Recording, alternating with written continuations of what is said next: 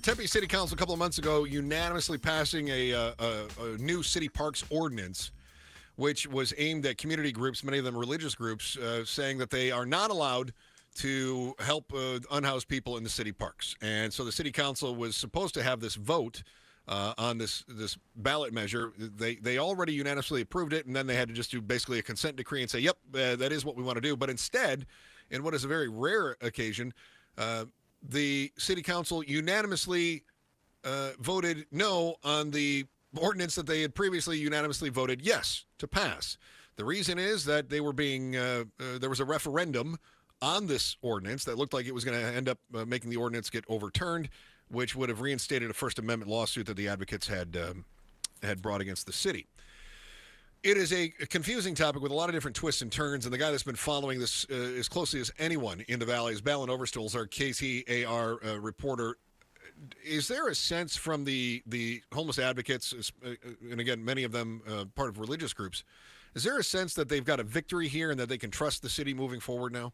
I would say it is a mixed bag for these advocates in what they're telling me. On one hand, this ordinance that, clearly they were not fans of, not happy of, has been rescinded, and the city says they want to go back to the drawing board with everybody and come up with a solution that everybody likes. On the other hand, people like Austin Davis, who's been core to this issue, he holds events like picnics in city parks to help unhoused people, feed them and connect them with services. He says it's under the old rules that were put in place before all this happened that he was, in his words, persecuted for doing that anyways. So there's a lot of moving parts here. It gets a little complicated. His bottom line is he still isn't really confident the city will want to work with him and help unhoused people in the way that these community organizations believe needs to be done.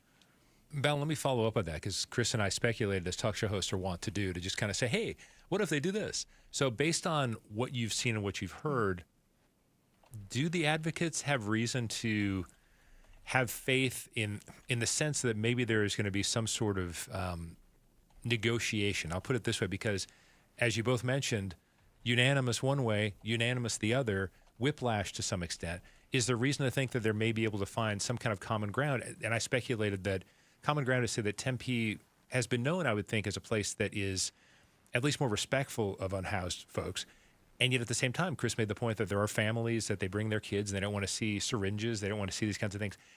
Are you getting a vibe in any way that there could be kind of a common ground here? I think we're getting closer, and I think it's possible. I listened to what Mayor Wood said about this when they unanimously went the other way than from where they had gone just weeks before, and he says there is a need to strike a balance between protecting parks for use of residents, but also of making sure that there is this constitutional right to gather, and parks are city public property. So there's also balancing that concern, because we're talking a lot about the concerns of advocates for the unhoused, but really what it came back to, and a lawsuit against the city over this exact concern, is actually looking at, is this restricting constitutional rights to gather? That's the bottom concern here underneath all of this. I'm always fascinated by this notion that we have to make sure we keep the parks clean for the families and for the children.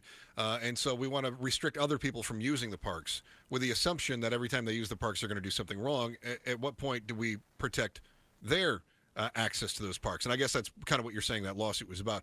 Is there anyone that we're seeing that's working toward good faith between the two groups right now? Because I don't know. If I'm Austin Davis and I've been arrested for setting foot on a sidewalk, I don't know that I am going to be able to enter into any conversation thinking that the other side is not out to get me again. Yeah, no, I think that's a good question. So I asked the city of Tempe, I brought some of these concerns forward to them, right? I spoke with their Tim Birch, he's in charge of homeless services for the city, and I asked him, what do you say to these concerns that the city of Tempe is criminalizing homelessness? So, that's essentially the view that they are very misaligned with what these community organizations want. And he denied that. He says the city has done nothing to criminalize homelessness, and he says the city's level of investment show that we care about this issue and we are willing to work on it. And then I'll read what Austin Davis told me when I asked him what he thinks if they can all come together and work on this. Again, Austin Davis being a prominent advocate for the unhoused there. And he tells me, quote, if our goals are aligned, service providers and elected officials, when the goal is to provide dignity, respect, care,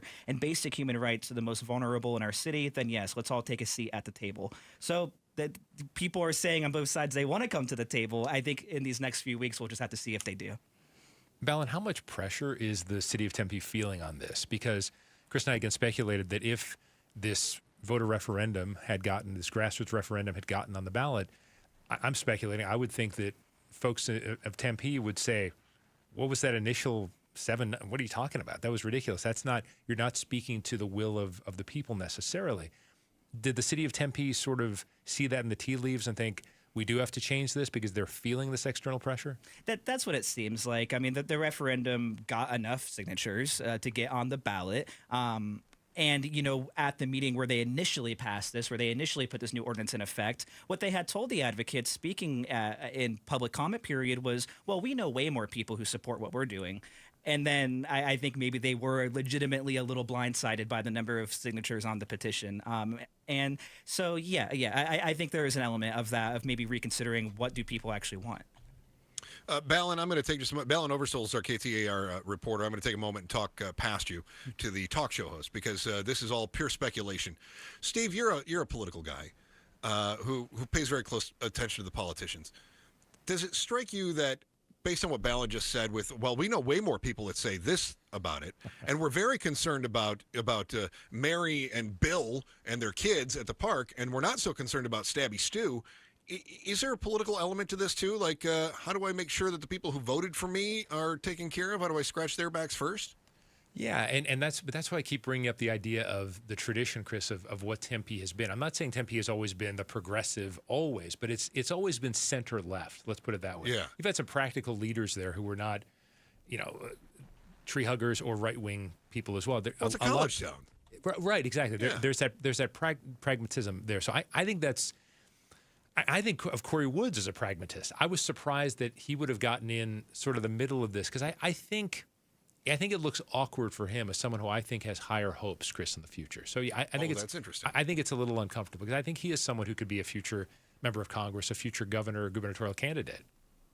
Okay, back to Balin Overstolz, our KTAR reporter. The guy who actually knows stuff, yes, and not the speculator. Do we know anything about a timeline, Balin? I mean, we say we're going to get together, we're going to talk. Is there any anticipation of when that might start? At this point, no. I'm not aware of any formal timeline to this. Okay. What's interesting is, for this original ordinance we're talking about, with the lawsuit I had mentioned being in place, the city had said, okay, we're being sued for how we've used our park ordinance to prevent people from using parks. So they really quickly drafted up this new ordinance, which is no longer in play. I know it's a lot of back and forth. It is. It's a little confusing. So that lawsuit was what the city says was the ticking clock. That's what they say had to rush them through this, get this new ordinance passed. The lawsuit's been dropped for now. Austin Davis told me they could refile, but for now there isn't a ticking clock on the city, so there is a potential to slow down and actually have more community conversations about this too. But for now, we'll see how long that takes. All right. And then any word from the advocates? Are they going to continue trying to help the unhoused in the parks? Whether it's been when he has been cited or jailed or, more recently with changing city policy, every time I ask Austin Davis that question, he says they will continue providing services at city parks. All right. You're the best. Balin Overstolz, KTAR reporter, who does just an outstanding job. We're very fortunate to have him in the Valley. Thank you. Thanks for watching The Chris and Joe Show. Click to see more from Chris and Joe and tap the button in the middle to subscribe to KTAR News.